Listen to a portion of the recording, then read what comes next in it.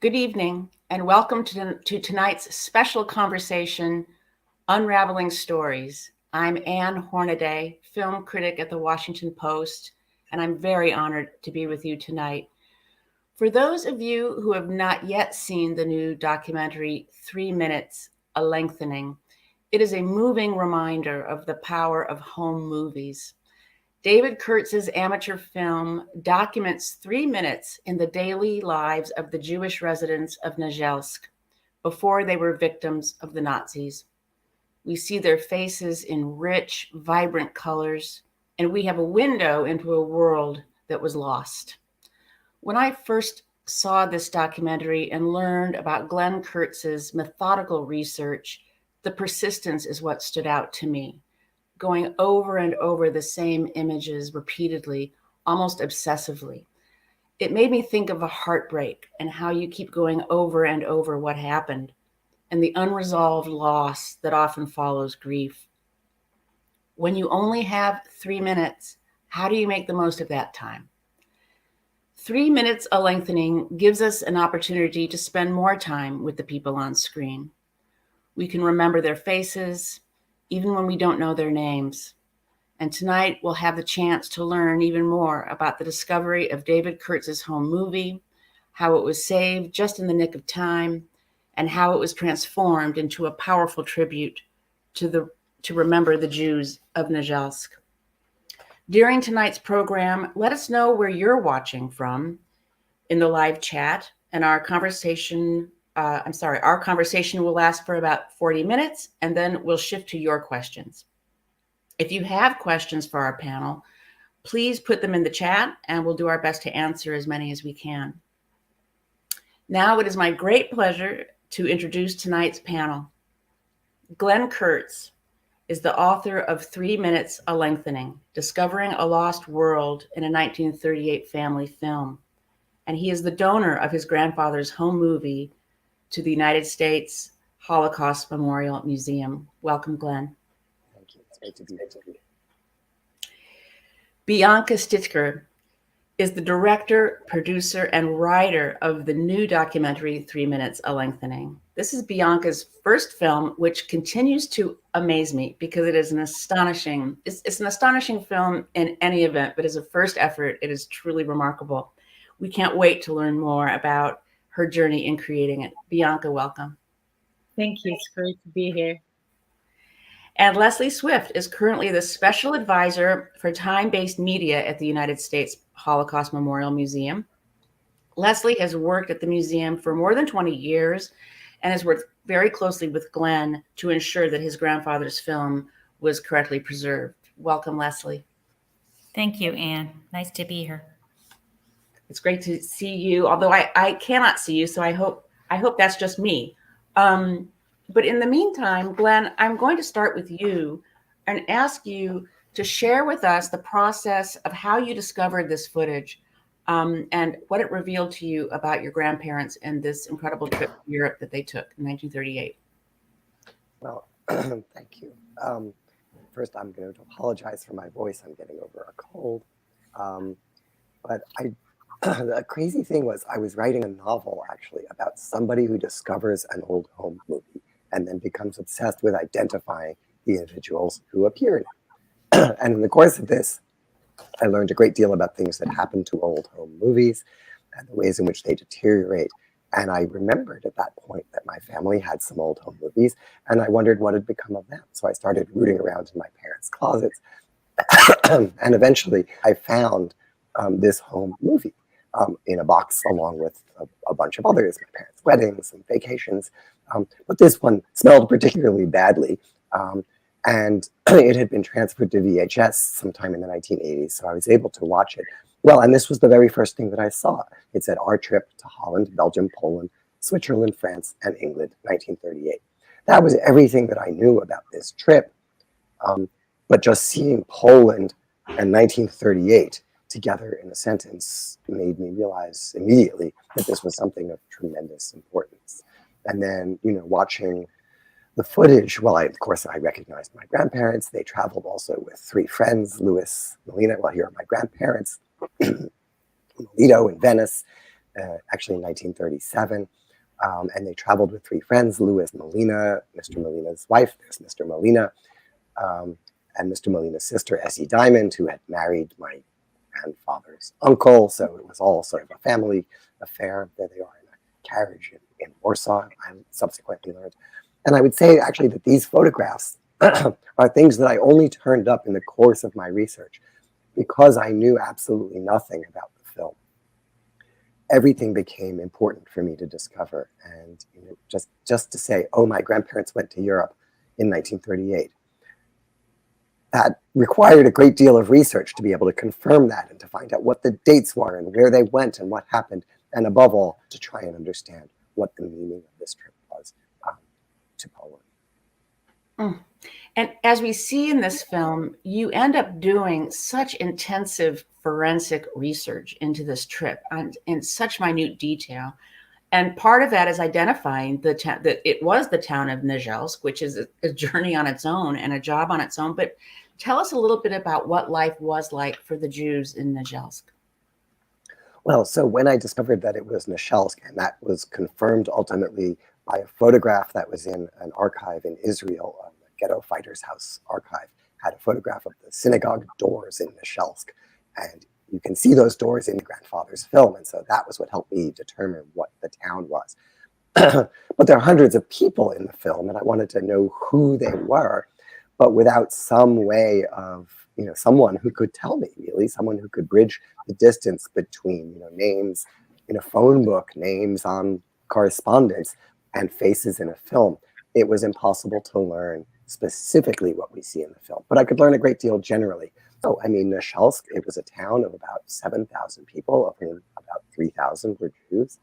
Fewer than 100 of those Jews would survive the Holocaust. And I immediately knew when I saw this that this film was probably the only memorial to many of the people that we see. And well, when you learn about the town in 1938, it was a vibrant, culturally active, but economically impoverished town. There was a cinema. There were 2 amateur theater companies. 1 or 2 people had cars. Some of the delivery men had trucks. There were telephones, electricity. It's not a shtetl the way that I think we imagine one. It was a town kind of on the cusp of modernity, with a very vibrant cultural life. Everyone that I subsequently spoke to about the life in Nasielsk remembered specifically that it was just a lively Jewish culture. It really comes through in this film as well. So, Leslie, I think one of the most compelling things about this movie is the fact that it's in color, and we so rarely see these sorts of documents in color. We so associate that period with black and white. So, could you tell us a little bit more about what made David Kurtz's original film so unique? Sure. It's not just that it was in color, but that it was this amazing portrait of life at this time. And not only that, but that Glenn was so invested in investigating what had happened during this period. And that was one of the most amazing parts about acquiring this film, but also that it was unique. This type of footage was it is the only piece of footage that exists that shows this particular town at this particular time. And that is the beauty of home movies. That is the beauty of these types of unique pieces of footage. We have to integrate this into the history of the Holocaust and into the history of Poland, or we just really have to make sure that all of this is integrated into the history, this individual moment in time. It's so true. It's almost like you make that great point about history. You take this sort of eagle's eye view, and then this just brings us right down into that pinpoint, detailed view of the material reality that underlines a lot of what we've all, many of us have learned already, maybe in history classes. But this just makes it come alive in such a different way, an important way. So Bianca, again, your first film, congratulations on a remarkable achievement. Tell us a little bit about how you came to be connected with this incredible material from David Kurtz, and how you met Glenn, and how you came to make this beautiful film. Yes, I was. It happened when I was scrolling on Facebook, the end of 2014, and I came across a post called 3 Minutes in Poland, which was the title of Glenn's book.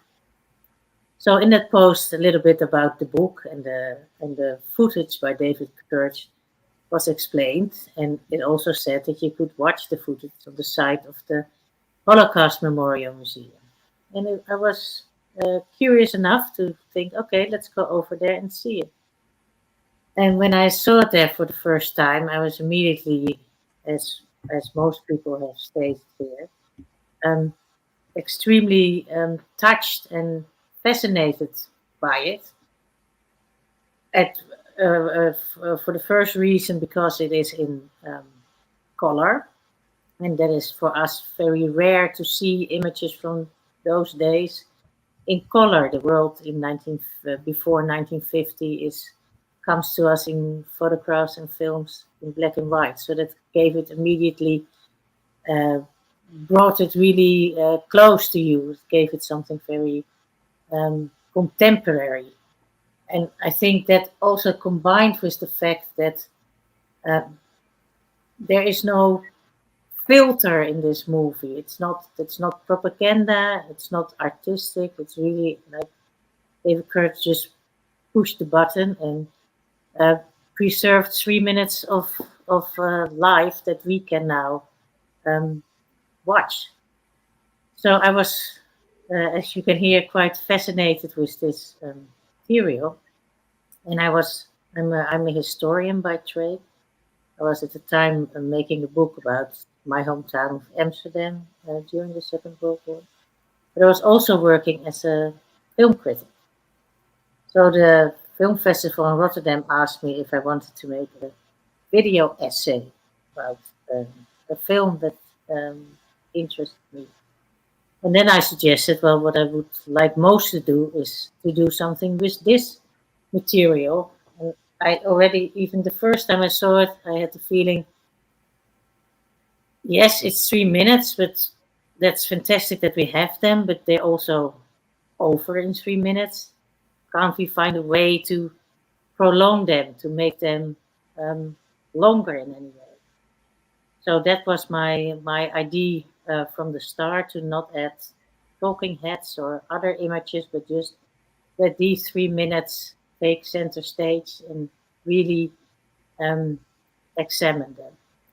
So I sent a long email to Glenn, and he was cautiously interested, but interested enough to be interviewed by me for the movie. So when you hear Glenn's voice you hear it a lot in 3 minutes lengthening, and he gave us access to the material. Made the Holocaust Museum gave us access to the material. So then we started a 5-year journey to make this 3 minutes into a documentary that lasts more than an hour. Well, first of all, as a fellow film critic, thank you for giving life to that old adage about I don't know what the adage is artists make art and critics just sit on the sidelines or don't know it. But anyway, you've made an important bridge, and so I thank you for that.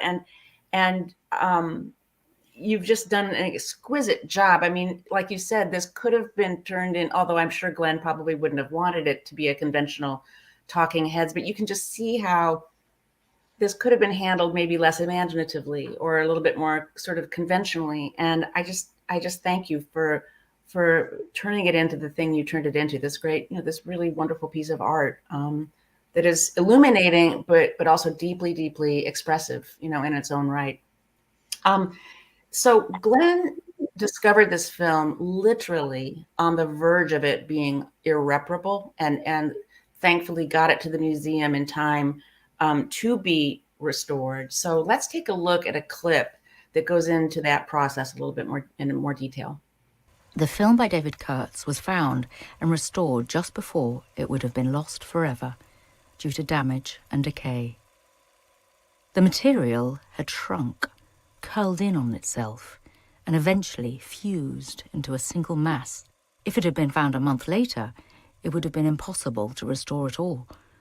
Just in time, the Holocaust Museum in Washington sent it to a color lab, where they set about saving what they could.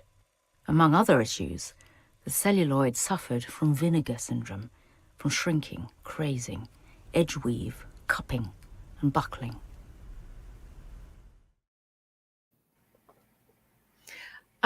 Before I ask my next question, I do want to welcome our viewers. We have viewers coming in tonight from Philadelphia, from New York, and from Florida. We welcome you. We're happy that you're here. We do have one audience comment so far from Stephen, and he writes, "The movie is so powerful." And Stephen, I could not agree with you more. So Leslie, take us more inside those very evocative terms. Glenn mentioned earlier that it sounds like he could smell that vinegar, the vinegar syndrome starting to set in. But tell us a little bit about those phenomena and also what the preservation process was like. Yes, so I want to make sure that Glenn is involved in this because he did so much research going into this process very deeply. But yes, all of those terms, crazing, cupping, vinegar syndrome, are related to the condition of the film. And that's what can happen to a film that has been has been subjected to bad conditions over years. I mean, whether it's humidity or cold weather or any combination of these types of conditions, that's what happens to films long term if they're not preserved in the right conditions. But Glenn worked with our lab to make sure that his film was preserved. But it's very interesting because it went through so many processes at the lab, and I think Glenn can say a little bit more about that. Yeah, I mean, as you said, when I found it, it was sort of like a hockey puck. You couldn't even unwind it. And then, so one of the things that happens to old film is it loses some of the chemicals that make the plastic pliable. So at the lab, they're able to sort of put it in a sauna, which has these chemicals evaporating, and the film reabsorbs the chemicals that it's lost, becomes slightly more pliable, and eventually it was possible to unwind it. Yeah, this is the actual film, photographs that I took when I was at the lab. So you can see this is not lying flush in nice clean loops. It's it's wavy, like wavy hair. And so the condition, it gets better so that you can unwind it, but it doesn't get good enough to put through a normal film projector and just watch. You have to completely reinvent, in essence, the transportation system because the film is so brittle, and you have to reinvent the lens because the images are not lying flat, but are cupped and buckled and shaped in very odd ways.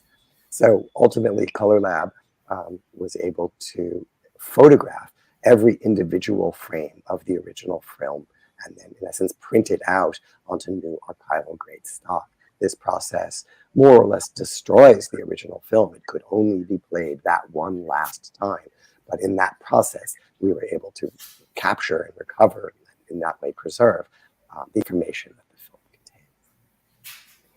It strikes me just listening to you talk about this process that to this day, with all these digital iterations of platforms and formats with which to record our lives and our stories, celluloid is still maybe the best. The film was 70 years old. It had suffered terrible, the worst imaginable storage conditions, and yet we were still able to recover it. And I have floppy disks that are 10 years old that are useless now. Right. I'd like to still remind people we're still taking questions in the chat. If you'd like to ask your questions or make your comments, we're eager to hear from you. So Bianca, the film examines the footage, or the documentary examines the footage in exquisite and also excruciating detail, going frame by frame and slowing the frames down to examine is almost in granular detail the lives of the people that we're seeing and the town. Did you discover new information through that process that had not already been part of Glenn's research? Well, most of the information comes from Glenn's book, which also contains a much more information because of the nature, of course, of in a book you can say much more. In a film, it works differently. You can not give that much information as in a book, and we could add, some things. And for me, the most meaningful goes precisely about the nature of celluloid, because sometimes you think you've reached the possibilities, you've gone as deep as you can go, and there's a name on a sign in a grocery store that even when Glenn had it put under a microscope, it was impossible to decipher, because it was just not readable. But then we had a Polish researcher in Warsaw. And we asked her, "Can you go over the things that have not been solved yet?" And she managed in on her own way to make those letters readable. So that speaks to me in a way that you never say never. You can always, when you have a different eye or look at something from a different angle or with different skills, you can always find something new. So who knows? This is not the end. Maybe you can still extract even more information. Glenn, you brilliantly had the right and good instinct to donate this material to the museum, and in that act, that it was made publicly available. Tell us how that helped you connect with a really essential player in all of this, a gentleman by the name of Maurice Chandler. Yeah. Well, I think, as you said earlier, there's this sort of, I think Bianca and I both have this sort of obsessive quality in looking at the film. And certainly when I found it, it's so poignant. And what makes it so powerful is what we know that the people in the film don't know, which is what their future is going to be. And so I felt this tremendous sense of loss and of heartbreak and of responsibility to understanding who am I looking at? Who are these people? Almost certainly this is the only moving imagery of most of the people. So I wanted to know who I was looking at. But this was not something that it's easy to discover. As I said, there were only about 100 survivors from Nagelsk, and that was in 1945. I found the film in 2009. So I donated it to Leslie, which was one of the best things I ever did. And this, the Holocaust Museum, of course, has this fabulous collection. So among other things, of course, they had already some photographs of the town of Nagelsk. But most importantly, they were able to put the film up on the website. It enters then into sort of public history. And by entering into this sort of, connected world, then suddenly start to happen in ways that are just, you can't make happen by yourself or just by research. So 2.5 years after I discovered the film, I learned a great deal about the town, collected lots and lots of names, but had not been able to find a survivor who could really tell me what it was I was looking at. 2.5 years later, I got an email from a woman who had seen the film on the Holocaust Museum's website. And in this clip where the camera goes across the boys' market square and they're jumping and waving, one face jumped out at her, and that's her grandfather, born Moshe Tuchendler in 1924. He's now Maurice Chandler, still alive, 97 years old. And here he is as a 13-year-old boy. And when I spoke with him that the night that he first watched that film, the first thing that he said to me was, "You've given me back my child." For a man who had lost his family, and had lost his home, had lost his town, had lost his culture, his language, everything that came sort of before that unimaginable trauma, I think it existed for him in a sort of mythical way. He didn't really believe it had happened. And yet here he is in this film, surrounded by people that he knows. And Mr. Chandler, if there was one person I was going to find to help understand this film, he's the guy. He has a photographic memory. He was able to watch the film, name people, name dates and places, and help me begin to connect up the pieces of my research. And ultimately, I found 7 additional survivors. And each of them was able to add new information to the story that we could tell. But so, for example, one of the survivors, Faiga Tick, who I also got to meet just 6 months or so before she passed away, she had donated some of these photographs of her childhood to the museum. Here's a picture of her brother's school class. And I was able, as I say, to bring each of these fragments into a kind of connected world. So I showed this to Mr. Chandler and to the other survivors that I met.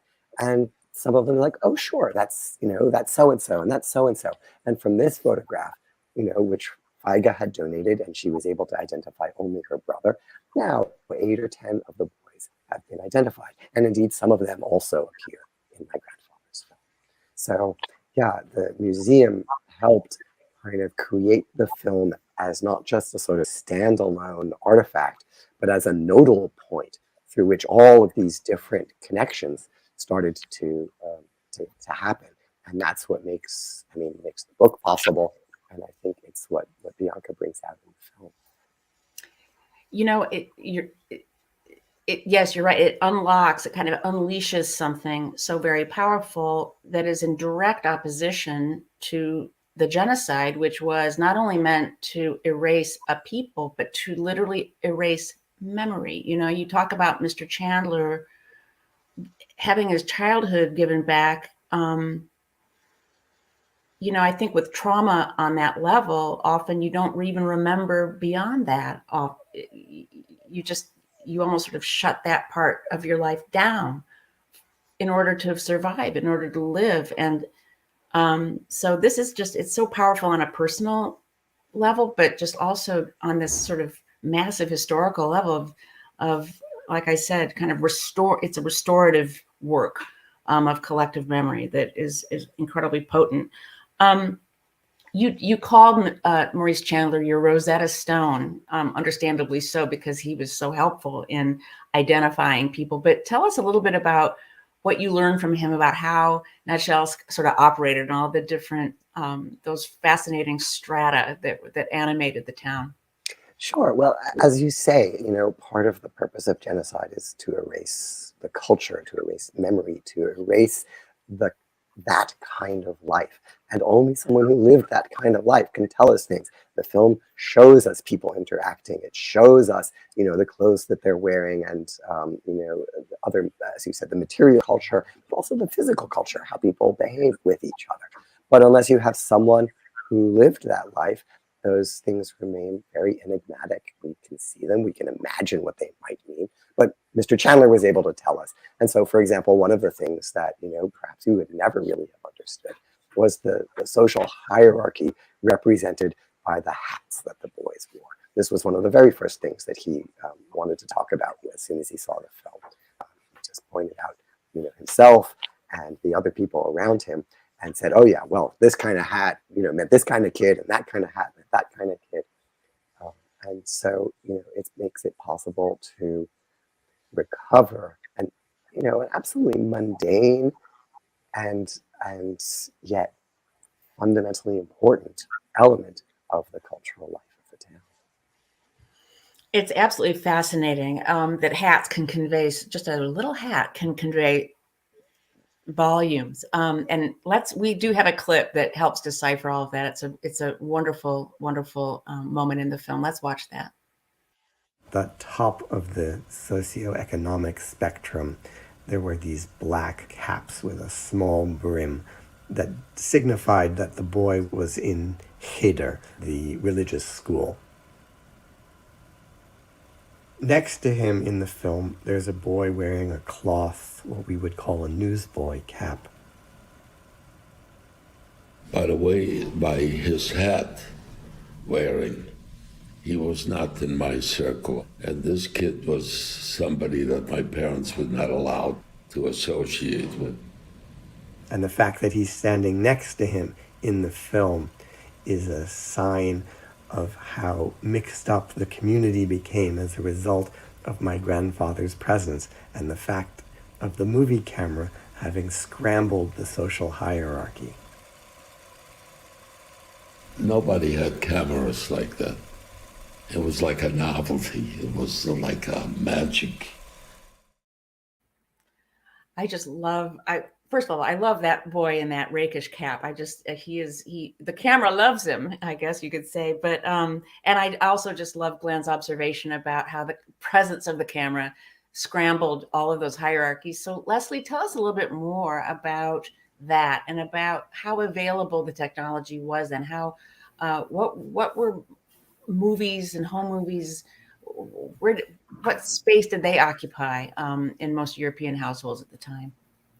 Well, I think that's one of the most amazing things about this collection is the fact that that Glenn's family recorded this at this moment in time in Poland, because we do have a number of collections from Amsterdam or from Berlin or from other sort of maybe well-to-do places in Western Europe.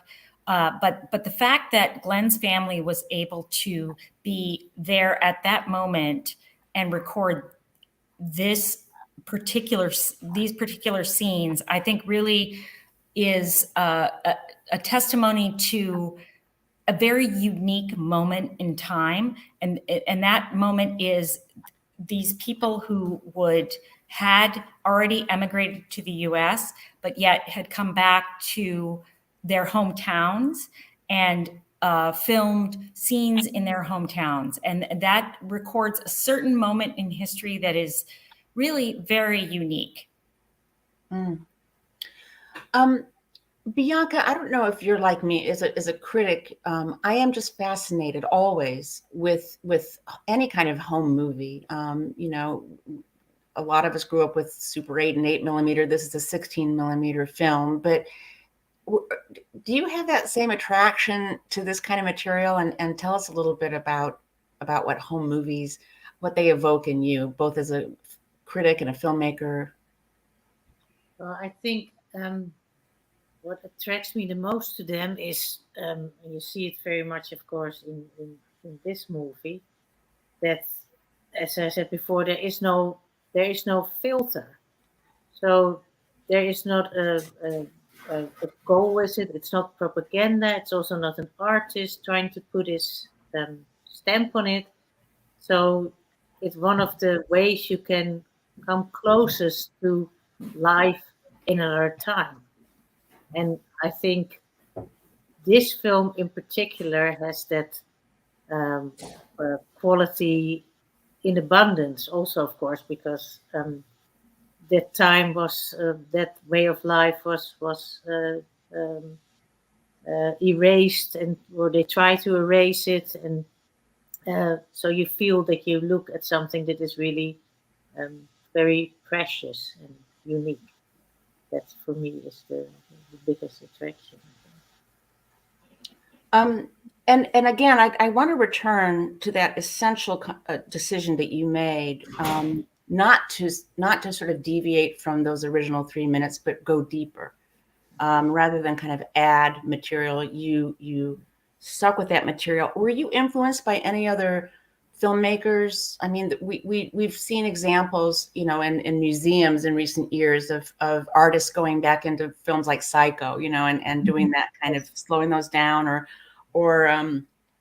you know, essay filmmakers like Alan Berliner and people like that. But tell us a little bit about how you did make that aesthetic decision. Well, it was actually my first thought when I saw the footage on the website of the Holocaust Memorial Museum, but then it was just, a thought. I wasn't working as a filmmaker, so yeah, I couldn't do anything with it. But then, when at that same moment they asked me to make that video, I said, okay, now I can I can try this. And often when you make something, you have to adjust your idea because it doesn't work so well, or you have to think of something better. But here, the core idea uh, stayed with me and kept me going through this process. And I think that is the power of this 3 minutes, that you can actually watch them for more than an hour. That's how fascinating they are. So true. I would like to welcome some more viewers. We have viewers in Newton, Massachusetts, Youngstown, Ohio. Welcome. We're glad you're here. And of course, I'd like to encourage everyone to send your questions into the chat so you can interact with these wonderful artists and technicians and filmmakers and storytellers. Pervading this film, of course, is a sense of foreboding.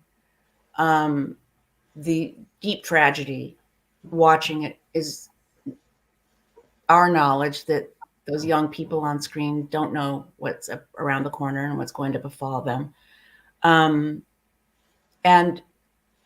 again, Bianca, you get to this, I think, so poetically, in terms of sort of capturing the warning signs of what is going to happen. We have another clip that does show that creep of anti-Semitism that's going to come to full fruition in a matter of months. The warning signs that Nagelsk will suffer during the Holocaust. Let's watch that clip. There were originally 2 lions, one on each door. The Polish historian Zdzisław Sawinski, head of the school in Nasielsk, knows what happened to the one on the right, already before the war, when Polish nationalists frequently harassed Jewish citizens.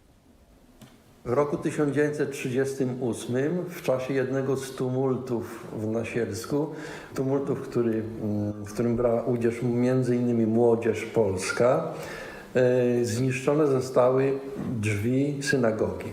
Zniszczenie polegało na tym, że oderwany został jeden z lwów i od tej pory drzwi miały tylko jednego lwa. Na wieść o tych zajściach zabierał głos nawet minister spraw wewnętrznych w Warszawie. So Glenn, the citizens of Nagelsk did suffer regular anti-Semitism. And obviously their community was destroyed during the Holocaust. But your research has helped survivors of Nagelsk remember the town, almost kind of resuscitate that part of its history, and literally restore the humanity of those victims that had been maybe forgotten. So tell us a little bit about how your work and the personal connections you made are moving forward in terms of the town of Nagelsk and its own identity and how it remembers the past. Yeah. Well, at first, I think it's important to distinguish between the sort of cultural anti-Semitism that existed in Poland and in some senses still does, which nevertheless meant, these communities lived together for 1,000 years, and the arrival of the German army, which occupied Poland and brought with it a genocidal ideology. So while there was local anti-Semitism and there was harassment of the Jewish population, and that was something Jews never forgot in their daily lives, still the arrival of the German army was a change of unimaginable proportions in terms of the violence that was inflicted on the community. And that violence, of course, was inflicted on the whole community, not only the Jewish population, though they suffered disproportionately, obviously. But that's a trauma that the town itself suffers. And so when I went back to the town in 2012 for the first time, it was not let's say, hospitable to the memory of its Jewish community. I met Mr. Savinsky, who's been a friend since, and a marvelous guide and resource for understanding the history of the town. And with him over the last 10 years, we have engaged with the local community in ways that I think had never really been done before. In 2014, when my book came out, I realized it was the 75th anniversary of the deportation of the Jewish community, which took place on December 3rd, 1939, just 3 months after the start of the war. And I invited some of this community of people that I gathered as a result of my research, the survivors, their families of survivors who were no longer living, other descendants like me, whose families had come before the war. I had gathered maybe 100 or 150 people who were interested in the history of the Jewish community of Nagelsk. And about 50 people agreed to come, including one survivor, Mr. Leslie Glodek from London. And we went back to the town, and we met with the mayor, and we met with the high school students, and we met with local citizens. And I think it began a slow process of the town itself also beginning to recognize that the Jewish history of its town is also the history of its town. And so, as a matter of fact, next week, we will be back in Nasielsk. Bianca and I will be there, and we will be screening the documentary for the local community. The school children there, K through 12, have been undertaking an entire school year's worth of study of Jewish culture and Jewish history. This was something absolutely unimaginable to me when I first showed up there in 2012. And yet the restoration of the interest in this dimension of the community's history has really been profound. So this is a work of restoration on many levels, not just literal on many levels. In that spirit, we have one last clip, which is really, really special. This is a clip featuring Mr. Chandler, where he shares his reflections on looking back at Nagelsk years after surviving the Holocaust. Let's watch. My kids, it took them, all the years just lately that they're asking, what was your mother like? And I say, my God, I had a mother and I had a grandmother and all this. But all these years to them, I just walked in from Mars, just came in, and it all started from me now going forward, like there was no background. It just emphasizes to the future generations what was lost. There was a base there with traditions, and people were acting and getting married and bringing forth generation after generation. It's a whole big world. That's where we all came from.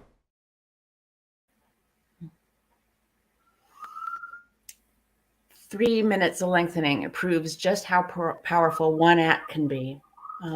Glenn and Bianca, you changed the town and how that town remembers. And I salute both of you and Leslie in your good work in bringing this to light. So, Leslie, tell us how our viewers can.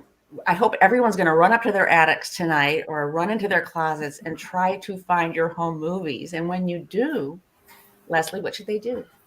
I very much hope that they will think about the Holocaust Museum, depending on the what they find in their attics. But and it's not just movies; it's documents. It's a lot of different types of materials that we are very much still collecting. And we really hope that anyone who thinks they have anything like these types of materials will get in touch with us and make sure that we are aware and we can help them preserve these really precious materials. We are at this, it's almost like a precipice, I would imagine, in terms of, to Glenn's point about the hockey puck, we're really in a kind of liminal moment now when time is of the essence. So I really, really hope that people continue to find these incredibly important artifacts because they are such an important link and such an important part of creating that generational memory that Mr. Chandler was just referring to. You know, people Yes. did not arrive from Mars. You know, there is this great generational silence that needs to be filled. So that's where these films can just be so invaluable. And it's very important that people know that there are so many things that they think may not be important to the history that are very much important to the history. So don't think that there's any kind of piece of your family history or film or document or anything like that that you shouldn't investigate whether that should be something that's preserved and made part of the history. And I wanted to add something to that, which is also, I mean, we so frequently think about the Holocaust era as the history of the Jews in Poland, but there were hundreds, indeed almost 1,000 years of history before that. And a film like My Grandfather's, which is it's a pre-Holocaust film that already, in a sense, shapes how we think about it. But what it shows us is the life of this community. And I think that if we only study and we only remember how it was destroyed, we ourselves do a terrible disservice in its strange way, a kind of dehumanizing act towards the people who lived there. And so to restore and to recover and to ponder and, you know, investigate the life of this community in a way makes, I think, and this is the sort of whole point of the book, is it makes the loss feel so much more personal, because it's about individuals who had lives, who had dreams, who had secrets, who had, you know, scandals and flaws. And to understand the quality and the texture of that life is our obligation as people who remember, who hold these memories. It's beautifully said. Thank you. Thank you both. Thank you for adding that. And thank you all for taking part in this discussion. I think it's time to open this up to our viewers. And we already have one question from Deborah, who's in California. And Deborah asks, I wondered about the graffiti on the columns on either side of the synagogue doors. Were you able to learn anything about that? I'm not aware that there was graffiti on the doors. You mean in the film itself? It may be that there are shadows there, but I'm not aware that there's defacement visible in the clip in the film. But as Mr. Savinsky said, you know, again, we would never know if we hadn't studied that history, that the doors in fact show damage, but they do. But I mean, to your point, everything that's visible is what we know. But just because it's visible doesn't mean we know it. So it is something that we have to investigate. And because you've asked this question, now I'm going to go back and look at those images much more closely. Exactly. It's very intriguing. Yeah. Amy asks, Bianca, how did you get, this is good. I wanted to ask this too, Amy. How did you get Helena Bonham Carter involved in your project? Does she have any special connection to this history? Well, I wanted for the, let's say, the narrator a beautiful English voice, and also a voice who could tell the story not as some authoritative figure, a schoolmaster that tells us how it is, but someone that gives you the feeling that you're discovering everything together with her. And I think that she does that very beautifully. And yes, she also has a history connected to the Second World War and the Holocaust. I think, if I remember it right, on her, I don't remember on which side, but one of her relatives was working as the Spanish consul in France when the war broke out, and wrote a lot of passes so people could go from France to Spain, which was not occupied. And in we made it possible for a lot of people to escape. Right. It's an extraordinary vocal performance. I mean, it adds a whole other expressive layer. Did you direct her? Mm-hmm. Were you able to do? That's pretty cool for your first gig to direct Bonham her into a great performance, by the way. Yeah, we did it in a very little time, and it was COVID, so we were not even in the same room. But yes, she did it marvelously. It's just marvelous. It's just wonderful. Jennifer asks, given the laws in Poland that penalize public speech that attributes responsibility for the Holocaust, how will that affect how you talk about what happened in Poland with the children next week? That's a great question.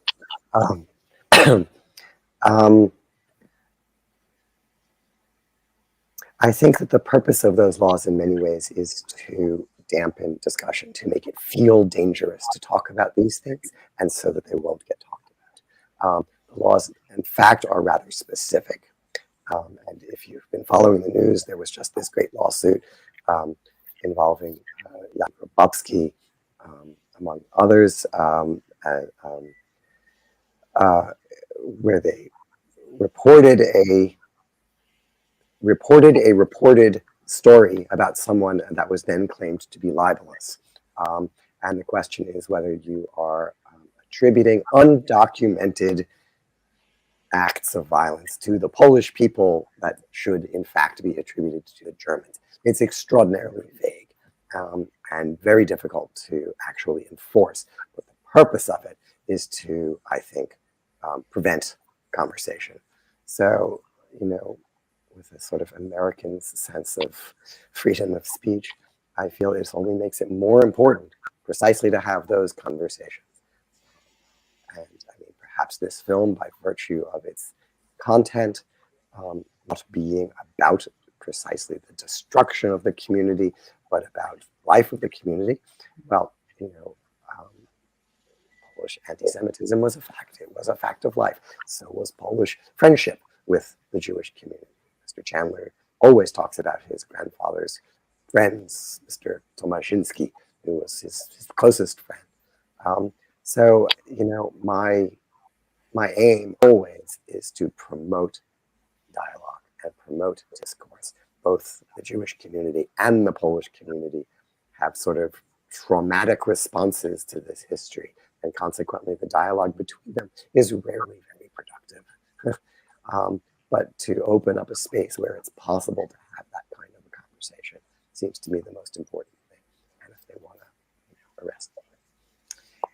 Well, going back to that scrambling, this might be a nice vehicle for scrambling those demarcation lines too. And by the way, we're having similar issues in this country about how to discuss the past and when and under what circumstances. So it's an ongoing challenge. Stephen from New York writes, I thought the power of the film was the fact that the people didn't know they were doomed. Do you think other viewers perceive that tragic reality? Yes, that's of course not far from your mind when you see all these children. You want to warn them, and that also goes to the deceptive nature of film, because yes, they feel very close. Yes, they feel like they're really looking at you, but it's an illusion because you cannot enter history in that way. You cannot warn them. You can just see them, and that's it. But I would also like to say, as someone who has collected a lot of this type of material over the years, that is absolutely true. That is part of the power. It's a huge part of the power of this material. But one of the most wonderful things about collecting this type of films or photos or any kind of like pre-war material is just watching people having a great time, just living in the moment is a really important part of the power of this material, I think. And if I could add to put these two things together, I think holding both of these is what makes the film itself so powerful, right? That it has this vibrancy, absolutely, right? Yep. And yet there's also this sense that we know what will happen. And so when Bianca said that I was cautious when she first approached me, I have an instinctive, visceral, and viscerally bad reaction to the films that pretend to bring them back to life, right? Which is to say, erasing one side of that equation. Oh, we're just going to make it seem as if we can talk to them and touch them and they're just like us and therefore they're brought back to life. And to me, that erases precisely the horror that is in even these joyous images. So it's this necessity of always holding both. Right, because to do otherwise would just be kind of flattening out something that is anything but, right? Like you just, it's being able to just feel all these feelings and hold all these thoughts all at once. That makes this such a powerful experience. Catherine asks, do you know how often visitors came to Nagelsk? And I think I'm missing a word here, to shake up the social order. It did happen, right? There was emigration, as from every Polish town, and so it wasn't something that never happened.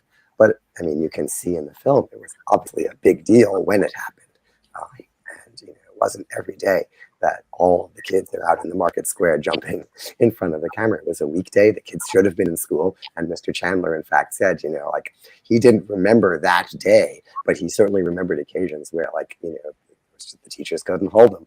They were going to run outdoors and see what was going on because it was such an exciting event in a small town. Watch that. Steve asks a really good question, which is, how will people who haven't yet seen this film be able to see it? It will be released in cinemas in America in end of August. So that is another chance. That is great news. And I think I'm not sure if it's still up on the museum. If people can still see it after this program, I believe that they can. So yes. I think there are a couple more days to see it. So what I would suggest is tell everyone to come to the site and see it, and then go to the theaters and see it again in August. Because this is the kind of thing that I would imagine only gets better. It's almost sort of, in the spirit of 3 minutes of lengthening, keep seeing it. Because I think it'll reward serial viewings and uncover riches every single time. I know that I'm very much looking forward to seeing it again. I wish we had more time. I'm being told that was our last question. I want to thank our panel for such a powerful conversation about such, again, an exquisite film. Congratulations to all three of you for your really hard work and making this great work of art, this great piece of art. Thank you to our co-presenters for making the documentary available prior to theatrical release in August. If you haven't had a chance to watch it yet, it will be available until tomorrow. That's Wednesday, May 11th. That'll be available till 11 p.m. The documentary opens in theaters starting August 19th. If you'd like to see it on the big screen, I think we should. And we'll be sharing a link to the film website for more information. That'll be in the live chat, so you want to check that out. To learn more about the museum's film preservation process that Leslie described, check out the links in the live chat for resources. You can take a closer look at the Kurtz collection and so many other artifacts that curators have carefully preserved and help us understand life before and during the Holocaust. As you probably know, the museum offers so many opportunities to learn from the eyewitnesses to the Holocaust, like Maurice Chandler. The next episode of the museum's monthly digital series, First Person, Conversations with Holocaust Survivors, will be on Wednesday, May 18th at 1 p.m. Eastern Time, and that will feature Holocaust survivor Alan Firestone. Alan and his sister evaded roundups in his hometown in German-occupied Poland by hiding in an attic and a wardrobe before being liberated by the Soviet army. Tune in to learn more about his experience of loss and survival. Thank you to our audience for joining us this evening and for asking such good questions. We hope you'll join us for future programs. For now, on behalf of everyone here, thank you and good night.